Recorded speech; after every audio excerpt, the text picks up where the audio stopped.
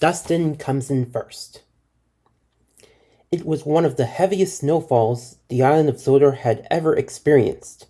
Even with their snowplows, the engines of their Top and Hat's railway found it impossible to clear the tracks and continue their work. "Enough is enough," said a frustrated Sir Topham Hatt. "I'll need to call for help if we want to keep the railway running through the winter." The next day, Thomas and Percy were waiting for instructions when they saw a strange sight. A huge flurry of snow flying up from the tracks, heading straight for them. "Just marvelous," exclaimed Sir Topham Hatt. "We'll have no trouble keeping the tracks clear now that Dustin is here. Thomas and Percy, meet my new steam-powered snow removal engine, Dustin.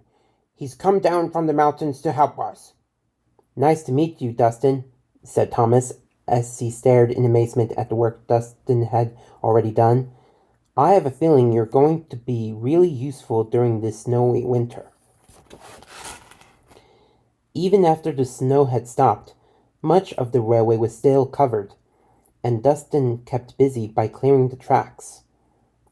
Then the weather grew warmer and the snow started to melt.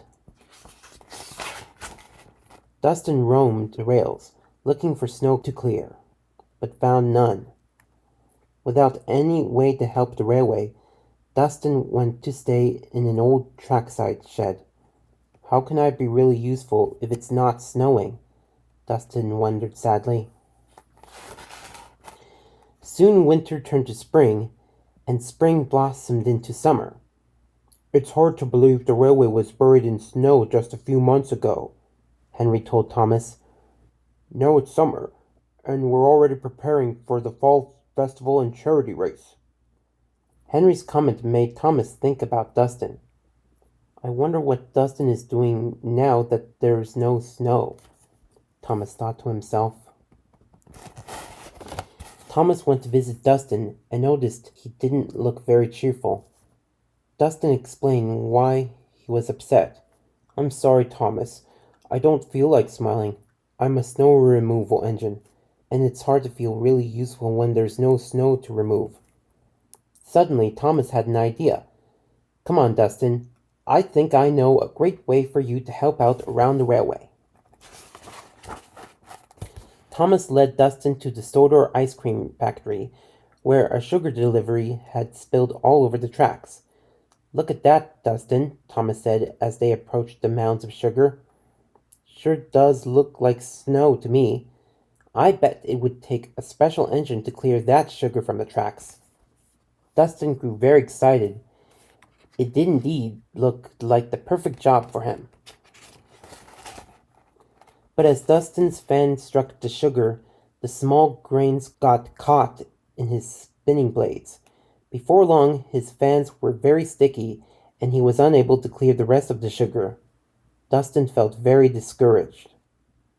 A few weeks later, Sir Topham Hatt gave Thomas instructions to shun trucks at the vicarage orchard in preparation for the fall festival and charity race. Thomas thought about how sad Dustin had been. Surely Dustin would feel better if he could help at the orchard. After speaking with Thomas, Dustin followed him to the orchard, hoping to help. But he grew doubtful when he looked at the line of trucks. "I don't know, Thomas," Dustin said. "I've never shunted trucks before." "First time for everything," Thomas peeped cheerfully. "You'll never know unless you try, and you better hurry because it looks like a storm is coming." But when Dustin tried, his fan and unusual shape made the task very difficult. As he pushed the first truck, the apples spilled and were crushed in his spinning blades. Poor Dustin was more discouraged than ever. "I'm sorry, Thomas," Dustin said glumly.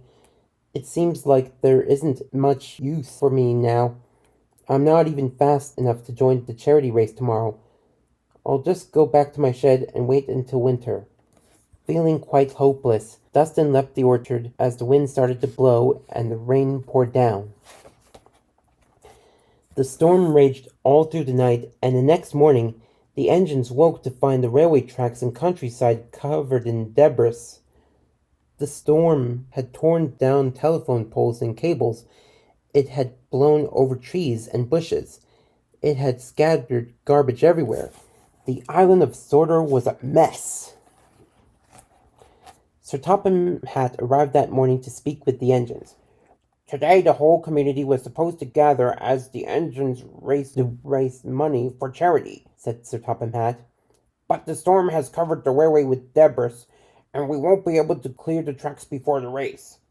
Excuse me, sir, said Thomas, but I think I know how we can clear the tracks quickly and still have the race. Sir Topham Hatt looked puzzled as Thomas raced off without further explanation. A few minutes later, Thomas approached Dustin's shed. Dustin, wake up, he called. The storm has scattered debris everywhere, and we need you to clear the tracks so we can still have the charity race. Suddenly, Dustin's frown turned into a huge smile. As he pulled forward, his fan started to turn. You can count on me, Thomas, he said excitedly, as his blades easily cut through the limbs and branches blocking the tracks. Thomas followed behind as Dustin's fan quickly cleared debris from all over the railway.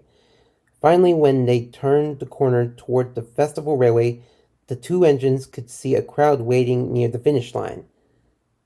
Dustin slowed to a stop right in front of the bandstand, but Sir Topham Hatt encouraged him to continue. Well, said Sir Topham Hatt, why are you stopping there when the finish line is so close? Keep going, Dustin. Dustin continued forward, and as he crossed the finish line, everybody cheered. It looks like you're the first to cross the finish line, Dustin, said Sir Topham Hatt merrily. The mayor awarded Dustin a gold medal, not just because Dustin had been the first to cross the finish line, but because he had cleared the tracks before the race. I may be the #1 engine on Sodor, Thomas told Dustin with a smile, but today it looks like you're the real winner.